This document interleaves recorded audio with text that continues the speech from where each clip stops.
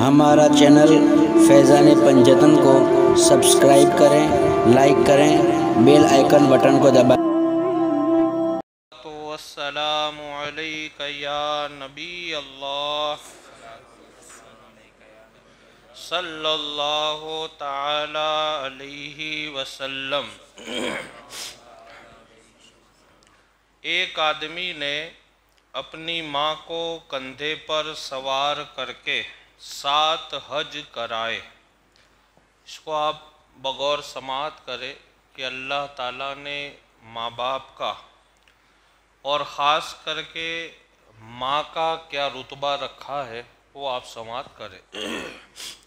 ایک آدمی نے اپنی ماں کو کندھے پر سوار کر کے 7 حج کرائے۔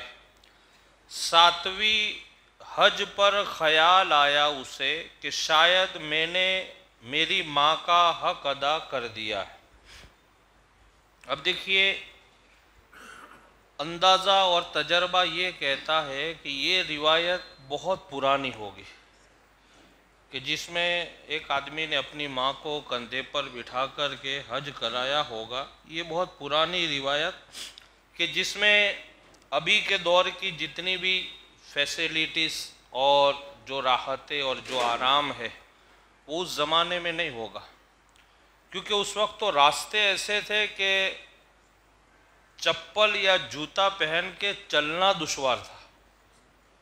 ابھی تو راستے ایسے ہیں، اور خاص کر کے مدینہ شریف اور مکہ شریف کے راستے تو ایسے ہیں کہ آپ پیدل آرام سے چل سکتے ہو۔ اور یہ تو اس زمانے کی بات ہوگی کہ جس میں جوتا وغیرہ پہن کر کے چلنا نارمل آدمی کے لیے بڑا کٹھن اور دشوار ہوگا۔ اس زمانے میں ایک آدمی نے 7 بار اپنی ماں کو کندھے پر سوار کر کے 7 حج کرائے۔ بہت بڑی بات۔ 7ویں حج پر اسے خیال آیا کہ شاید میں نے ماں کا حق ادا کر دیا۔ جب 7واں حج مکمل ہوا تو اسے یہ خیال آیا کہ میں نے میری ماں کے جو حقوق تھے مجھ پر، وہ میں نے شاید پورے کر دیے۔ اب مجھے اس کا کوئی جواب دینا نہیں پڑے گا، اس نے ایسا سوچا۔ رات کو خواب میں دیکھا کہ کوئی کہنے والا کہہ رہا تھا کہ جب تو بچہ تھا اور سردی سخت تھی، یعنی ٹھنڈی کا موسم سخت تھا، تو ماں کے پاس سو رہا تھا، تو نے پاخانہ کر دیا، تیری ماں نے بستر اٹھا کر دھو دیا، غریبی کی وجہ سے دوسرا بستر نہ تھا، تیری ماں اسی گیلے بستر پر کڑکتی سردی میں لیٹ گئی اور تجھ کو رات بھر اپنے سینے پر لیٹائے رکھا۔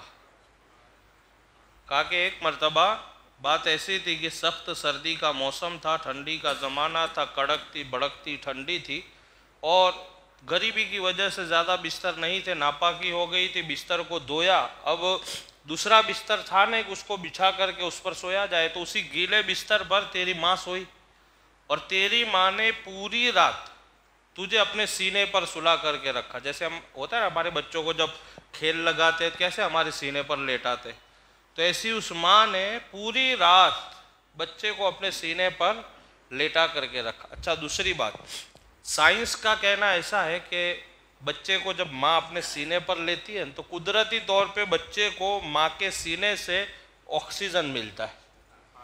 کیا ملتا ہے؟ آکسیجن ملتا ہے۔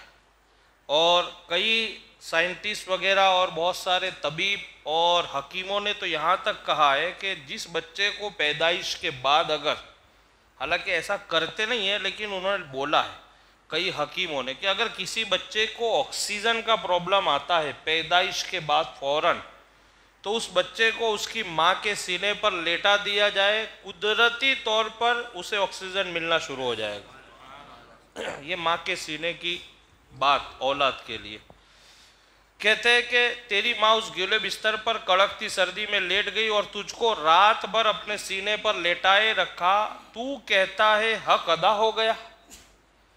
خواب میں ایسا بتایا گیا کہ تو کہتا ہے حق ادا ہو گیا، اے نادان، ابھی تو نے اس ایک رات کا بھی حق ادا نہیں کیا ہے۔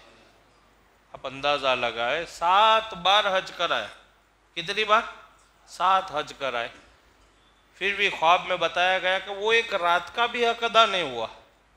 اب ہم اور آپ اگر ہمارے ماں باپ کی تھوڑی خدمت کر لیں اور اس میں اگر ہم یہ خوش فہمی میں رہے کہ بھئی ہم نے ماں باپ کو بہت دے دیا، بہت کر لیا، تو آپ یہ روایت سے اپنے خیالات کو آپ میچ کریں، کچھ بھی نہیں ہے۔ کیا ہے؟ کچھ بھی نہیں، یعنی کچھ بھی نہیں ہے، کوئی اس بات کا اور ہماری خوش فہمیوں کا اور یہ روایت کا کوئی وزن ہی نہیں ہے۔ جب 7 بار حج کرانے کے بعد ایک رات کا حق ادا نہیں ہو رہا ہے، اس لیے پتہ چلا کہ ہم ماں باپ کے لیے جتنا بھی کرے اتنا کم ہے۔ حدیث شریف میں ہے کہ ایک صحابی رسول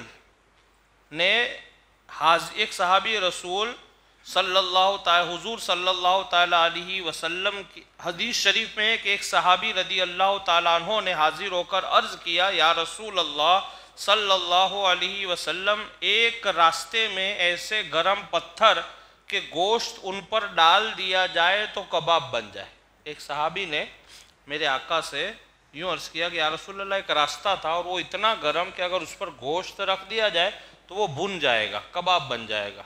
یا رسول اللہ، ایک ایسا راستہ کہ جس کے ایسی گرمی تھی کہ اگر اس پر گوشت ڈالا جائے تو کباب بن جاتا۔ 6 میل تک اپنی ماں کو اپنی گردن پر سوار کر کے لے گیا ہوں سرکار، اس راستے پر میں نے اپنی ماں کو اپنے کندھے پر سوار کیا اور 6 میل تک میں لے کر کے گیا، تو کیا یا رسول اللہ اب اس کا حق ادا ہو گیا؟ یہ سرکار سے پوچھا جا رہا ہے۔ 6 میل تک میں لے کے گیا ہوں میری ماں کو کندھے پر سوار کر کے، اور اتنا گرم راستہ کہ اگر گوشت رکھ دیا جائے کباب بن جائے، تو یا رسول اللہ کیا میں نے میری ماں کا حق ادا کر دیا؟ میرے آقا کیا فرماتے؟ سماعت فرمائے۔ رسول پاک صلی اللہ علیہ وسلم نے ارشاد فرمایا، تیرے پیدا ہونے میں جس قدر دردوں کے جھٹکے اس نے اٹھائے ہیں، شاید ان میں سے ایک جھٹکے کا بھی بدلہ ہو سکے۔ یعنی مطلب کیا؟ ایک جھٹکے کا بھی ابھی تو حق ادا نہیں ہوا، کیونکہ ماں جب بچہ جنتی ہے، آپ سب تجربہ کار ہے اور مجھ سے عمر میں آپ زیادہ ہے، سب کو پتہ ہے کہ ماں جب بچہ جنتی ہے تو وہ ایسا ہے کہ وہ موت اور زندگی کے بیچ میں اپنے آپ کو کھڑا کرتی ہے، موت اور زندگی کے بیچ میں۔ اور یہ جو ہمت ہے نا، یہ اللہ نے صرف ماں کو ہی عطا فرمائی، کسی کو نہیں ہے۔ باقی مرد لڑ سکتا ہے، سب کچھ کر سکتا ہے، لیکن یہ جو بچہ جننے کی قوت، یہ اللہ نے اپنے نظام سے اور اپنے قدرت سے اور اپنے فضل سے ایک ماں کو ہی عطا فرمائی۔ اس کو پتہ ہے کہ یہ چیز ایسی ہے کہ عورت زندہ بھی رہ سکتی ہے، مر بھی سکتی ہے، لیکن اگر ایک عورت کو بچہ پیدا نہیں ہوتا ہے، جب حمل نہیں ٹھہرتا ہے، بچے پیدا نہیں ہوتے، ڈاکٹر منع کر دیتا ہے، یہ ہو جاتا وہ ہو جاتا ہے، شادی کے بعد 5 سال گزرتے، تو وہ عورت سے آپ پوچھو بچہ کے لیے کتنا پریشان ہوتی ہے، کبھی تعویذ بنا رہی ہے، کبھی دوائیں لا رہی ہے، کبھی یہ کر رہی ہے کہ مجھے بچے نہیں ہو رہے، 2 سال ہو گئے، 5 سال ہو گئے، حالانکہ اس کو پتہ ہے کہ یہ بچہ جننا آسان بات نہیں ہے، اپنے آپ کو موت اور زندگی کے بیچ میں لا کر کے کھڑا کرنا ہے، لیکن پھر بھی نہیں، دیکھا جائے گا، اولاد تو چاہیے ہی چاہیے، ایک ان کی منشا ہوتی ہے ایسی۔ تو یہ جو بچہ جننے کا جو سمے ہوتا ہے اور جو پیریڈ ہوتا ہے، وہ بڑا کٹھن وقت ہے۔ یہ الگ بات ہے کہ اللہ کا فضل و کرم بھی ایسا برستا ہے، اللہ کا نظام ہے، لیکن اس گھڑی میں اور اس سچویشن میں اپنے آپ کو لا کر کے کھڑا کرنا، یہ عورت ہی کے اندر اللہ نے ہمت رکھی ہے، اور وہ ایک ماں کو اللہ نے یہ جذبہ عطا فرمایا۔ تو حضور فرماتے کہ اس میں جو جھٹکے لگے تھے پیدائش کے وقت، اے میرے صحابی، اس میں سے ابھی تو ایک جھٹکے کا بھی حق ادا نہیں ہوا ہے۔ تو آپ اندازہ لگائے کتنا بڑا مقام۔ تو ہم ماں باپ کے لیے جتنا بھی کرے اتنا، کبھی خوش فہمی میں نہیں آنا چاہیے کہ میں نے میرے ماں باپ کو 5,000 روپے دے دیے، 10,000 روپے دے دیے، ان کو میں گھر میں رہتا ہوں۔ یہ ایک بزرگ سے پوچھا گیا کہ اگر ہم سے کوئی یوں پوچھے کہ تمہارے ماں باپ تمہارے ساتھ رہتے یا بڑے بھائی یا چھوٹے بھائی کے ساتھ رہتے، تو ہم کو جواب کیا دینے کا؟ ایک بزرگ سے پوچھا گیا کہ اگر ہم سے کوئی پوچھے کہ آپ کے ماں باپ آپ کے ساتھ رہتے یا بھائی کے ساتھ رہتے یا بڑے بھائی کے ساتھ رہتے یا چھوٹے بھائی، تو ہم کو جواب کیا دینے کا؟ یوں کہنے کا کہ میرے ساتھ رہتے یا اس کے ساتھ رہتے، اس کیا کرے؟ تو بزرگ نے پیارا جواب دیا کہ تمہارے اندر طاقت ہے کہ تمہارے ماں باپ کو تم رکھو، تمہارے اندر طاقت ہے؟ ایسا مت کہو کہ میرے ساتھ میرے ماں باپ رہتے نہیں، تمہارے اندر طاقت ہی کہاں ہے کہ تم اپنے ماں باپ، بلکہ یہ کہو میں میرے ماں باپ کے ساتھ رہتا ہوں۔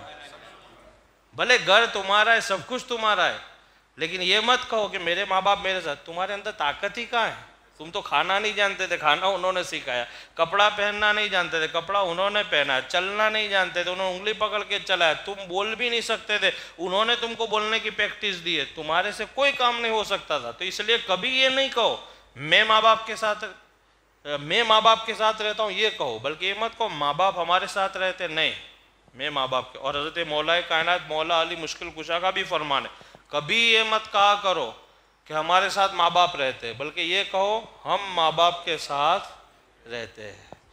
تو کہتے ہیں میرے پیارے آقا صلی اللہ علیہ وسلم کے پیارے دیوانوں، ہماری ولادت کے وقت درد کے جو جھٹکے ماں نے برداشت کیے ہیں، رحمت عالم صلی اللہ علیہ وسلم اس درد کی اہمیت کو بیان فرما رہے، اور صحابی رسول صلی اللہ تعالیٰ علیہ وسلم کی خدمت پر قربان جائیے کہ 6 میل تک کندھے پر اٹھا کر لے جا رہے، اور وہ بھی سخت دھوپ میں، کہ کاش میری والدہ کا حق ادا ہو جائے، لیکن رسول اعظم صلی اللہ علیہ وسلم اس خدمت کی اہمیت اور ماں کے درد دونوں کا مقام بتا رہے، تاکہ ہر بچہ اپنی ماں کے درد اور تکلیف کو محسوس کرے اور پوری زندگی ان کے قدموں سے لپٹا رہے۔ ہر بچے کو احساس ہو کہ ماں ماں ہے، باپ باپ ہے، ان کی خدمت کرنی چاہیے۔ اللہ سے دعا ہے کہ اللہ رب العزت ہم سب کو والدین کی فرما برداری کرنے کی توفیق عطا فرمائے۔